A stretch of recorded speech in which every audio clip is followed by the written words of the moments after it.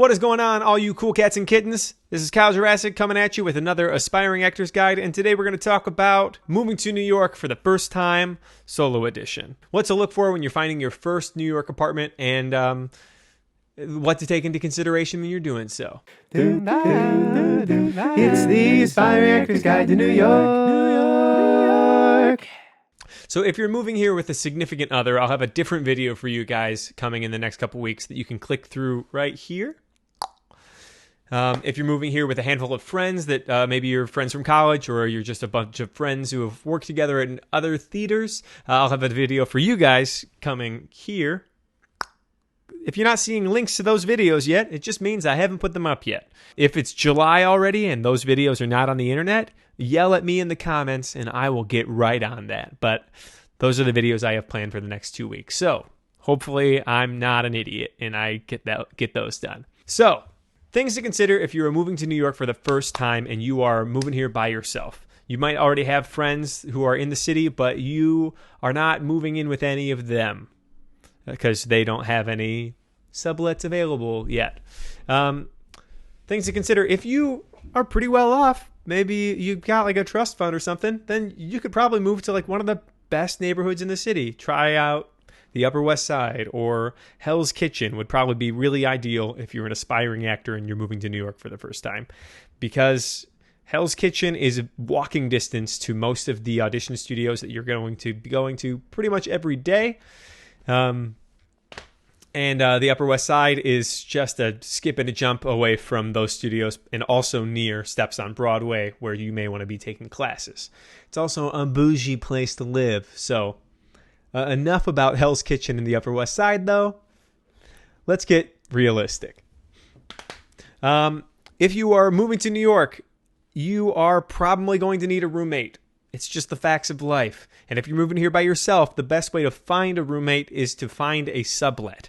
And the best way to find a sublet is either websites like Spare Room or Roomster or RentHop, or there are Facebook groups like Ghostlight Housing. It used to be called Gypsy Housing. You may have heard about Gypsy Housing, but now it's called Ghostlight Housing because gypsy is a slur. And we shouldn't be saying that word. But something to consider when you're looking for a sublet is you may want to look for a month-to-month furnished sublet for your first at-bat in New York. Just to get a feel for the city, kind of understand what you're working with, whether or not you want to stay here. You don't want to commit to a full 2-year lease and then find out 6 months in that you hate it here and you want to go home. That being said, on the other head of the coin, even if you decide you do want to stay here, most of the auditions that you're auditioning for in the city are for gigs that are out of the city. Statistically, there is just more work for regional theaters, touring productions, theme parks, and cruise ships than there are for the Broadway and off-Broadway shows. So most of the work that you're more likely to get is going to be out of the city. So if you have a month-to-month sublet, then you are able to get out of Dodge quickly when you book that gig in Pennsylvania or in Florida. Just keep in mind, when you do book something, I'm saying when because gotta have faith. But when you do book something that's out of the city, keep in mind that it's the decent thing to do to try to help the leaseholder find a sublet. Even though you may have a month-to-month lease and it's not your obligation to do so, it's just the nice thing to do to put some posts up on Facebook, ask around, see if anybody's looking for a sublet. That being said, another good place you can find a sublet is just by asking your friends.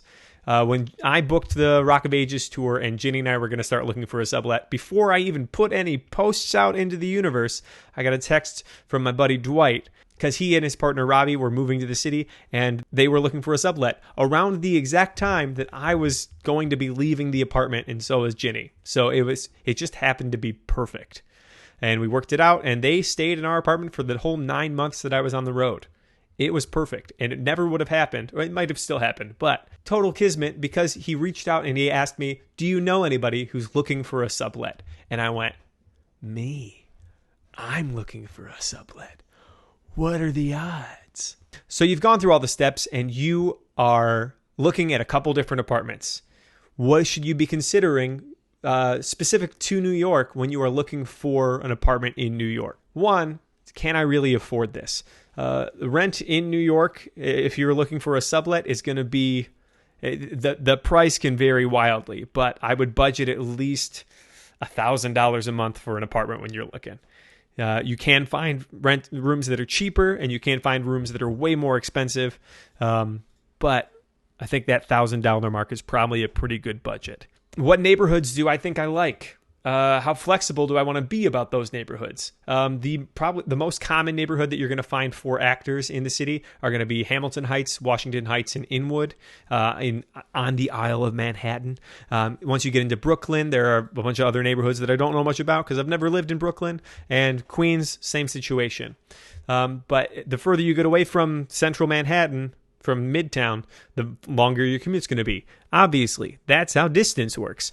So when you're looking at your commute, you want to get an estimate from the person who's currently living in the apartment or currently renting the room. You want to double that estimate because people are usually giving you their estimate based on a good day. And most days aren't good days as far as the commute is concerned. You're going to miss a transfer, or the train's going to be down. So you also want to take into account how many transfers are in your commute on the train. You want to take into account, is there a plan B if your primary train goes down? Is there another line that is a little further away but you can still walk to that can get you to where you need to go? And your plan B probably shouldn't be Uber because that's going to get really expensive. Another thing to take into account in the size of the room is, would I be okay living there during a pandemic? That is something I wouldn't have considered before recently, but now it's probably a hot consideration you should think about. If you're moving into a not furnished apartment, what furniture am I going to need to provide, and how much of it is that going to be a deal breaker for me financially versus a couple other apartments that maybe already have a bed? You also need to take into consideration, how big is the room and how much stuff am I bringing to that room? Can I reasonably store in a shared space without being a jerk? I had to bring a lot of stuff the first time I moved to New York because I have a lot of instruments, and instruments are the way that I work most often. I didn't know that yet, but I had a feeling, and it turned out to be true. Another consideration, maybe you're planning on keeping your car. If that's the case, you might not want to live in Manhattan because there's not a lot of good parking that's free in Manhattan.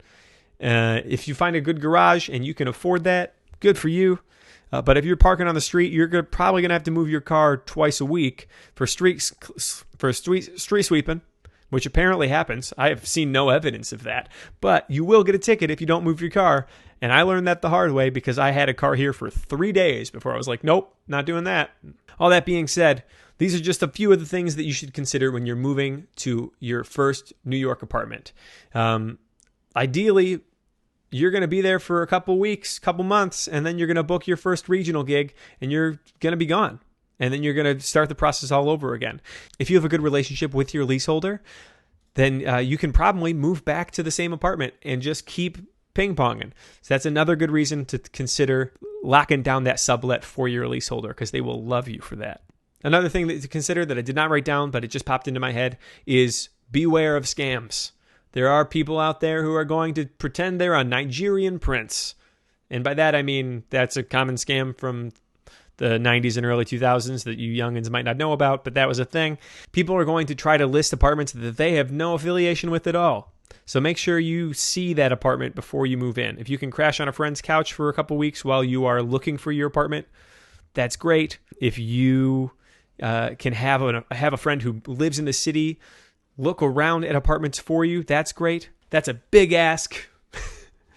Or if you can commute into the city for apartment hunting just for a couple days, it's tricky to do it at sight unseen.